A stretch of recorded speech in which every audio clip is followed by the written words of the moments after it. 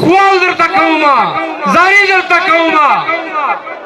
پاسئ د ټول د پښتونخوا ولس ته ودرېږي حکومت ته ریاست ته اسټابلیشمنټ ته او ورته ووایو چې په دغې خاورې تاسو بدمرشي نه منو